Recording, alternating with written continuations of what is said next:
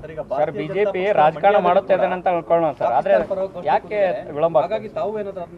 ಅದನ್ನು ಮಾಡಿಸ್ಬೇಕ್ತೀವಿ ಈಗ ಅದು ನೋಡಿ, ಅವತ್ತು ಏನು ಪ್ರತಿಭಟನೆ ನಡಿಬೇಕಾದ್ರೆ ಪಾಕಿಸ್ತಾನ್ ಜಿಂದಾಬಾದ್ ಅಂತ ಮಂಡ್ಯದಲ್ಲಿ ಅವ್ರ ಕಾರ್ಯಕರ್ತರು ಸ್ಪಷ್ಟವಾಗಿ ಹೇಳಿದ್ದಾರೆ.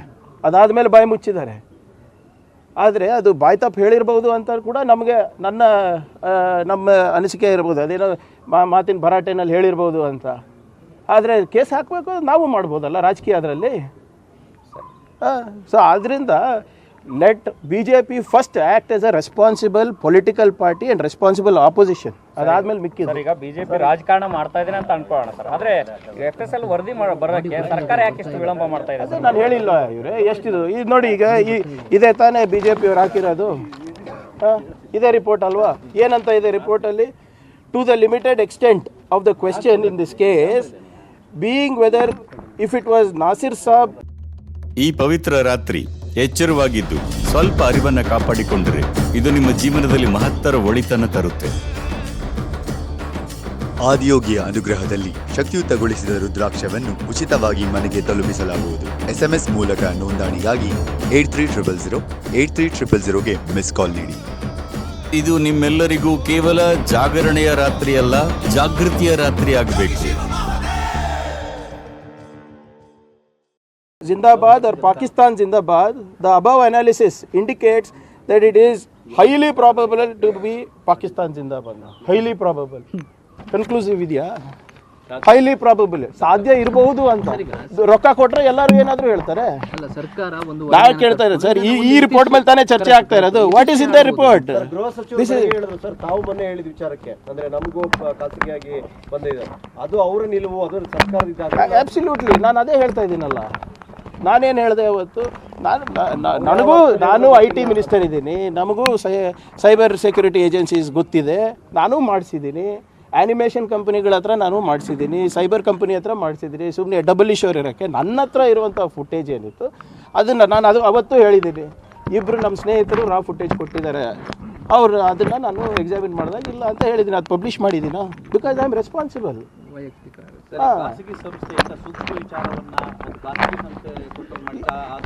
ಸಂಸ್ಥೆ ಮೇಲೆ ಅದು ನೋಡೋಣ ಕಾನೂನಾತ್ಮಕ. ಈಗ ಖಾಸಗಿ ಸಂಸ್ಥೆ ಇರ್ಬೋದು, ಯಾವುದೋ ಒಂದು ಫೌಂಡೇಶನ್ನು ಇಂಥ ಒಂದು ಸೂಕ್ಷ್ಮ ವಿಚಾರವನ್ನು ನಾವು ಪರಿಶೀಲನೆ ಮಾಡ್ತಾ ಇದ್ದೀವಿ ಅಂತ ಒಂದು ಪರ್ಮಿಷನ್ ತೊಗೊಂಡಿದ್ರೆ ಒಳ್ಳೇದಾಗ್ತಾಯಿತ್ತು ಅಂತ ನನ್ನ ಅಭಿಪ್ರಾಯ.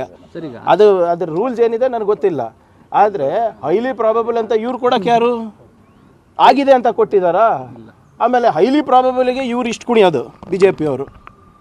ಸರಿ, ಸರ್ಕಾರ ಫುಟೇಜ್ ಇದೆ, ಒಂದು ಇತಿಶ್ರೀ ಆಡ್ಬೋದಲ್ಲ, ಒಂದು ರಿಪೋರ್ಟ್ ನಿಜವಾಗಿ ಇಲ್ಲ ಸರ್. ನಾನು ಅದೇ ಮತ್ತೊಮ್ಮೆ ಪುನರುಚ್ಚರಿಸ್ತಾ ಇದ್ದೀನಿ, ಅವ್ರ ಹತ್ರ ಫುಟೇಜಸ್ ಇದೆಯಾ ಗೊತ್ತಿಲ್ಲ.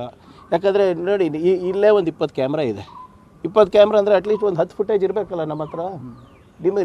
ನಿಮ್ಮ ಹತ್ರನೇ ಕೇಳಿರ್ಬೇಕಲ್ಲ ಸರ್ಕಾರದವರು, ಸ್ವಲ್ಪ ದಯವಿಟ್ಟು ಫುಟೇಜ್ ಕೊಡಿ ಅಂತ.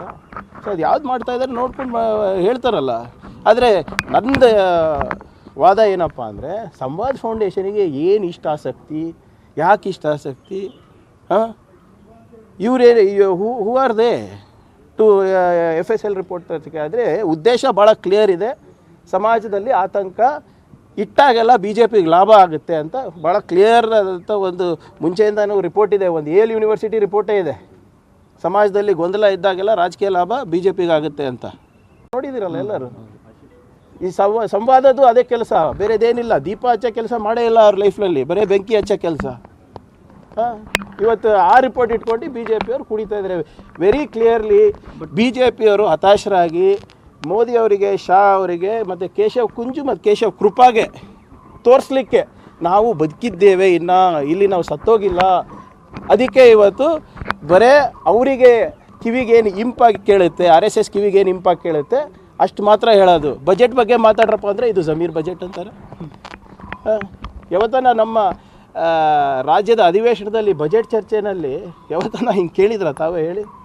ಜಾರ್ಜ್ ಅವರೇ ನಿಮಗೂ ಸಿಕ್ಕಿಲ್ಲ, ದಿನೇಶ್ ಅವರೇ ನಿಮಗೂ ಸಿಕ್ಕಿಲ್ಲ, ಇದು ಜಮೀರ್ ಬಜೆಟ್ ಅಂದರೆ ಏನು ಉದ್ದೇಶ ಏನು ಇವ್ರದ್ದು?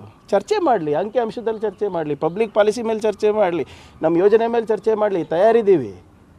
ಆ ಸಂವಾದ ಫೌಂಡೇಶನ್ ಹೇಳೋದಕ್ಕೆ RSS ಅವರಿಗೆ ಒಳ್ಳೇದ ಏನು ಕಿವಿಗೇನು ಒಳ್ಳೇದು ಕೇಳುತ್ತೆ ಅದು ಹೇಳೋಕ್ಕೆ ಸರ್ಕಾರನೂ ತಯಾರಿಲ್ಲ. ಅವರು ಏನಾದರೂ ಮಾಡಿಕೊಂಡು ಅವ್ರ ತಾಳಕ್ಕೆ ಕುಣಿಲಿ ಅವರು.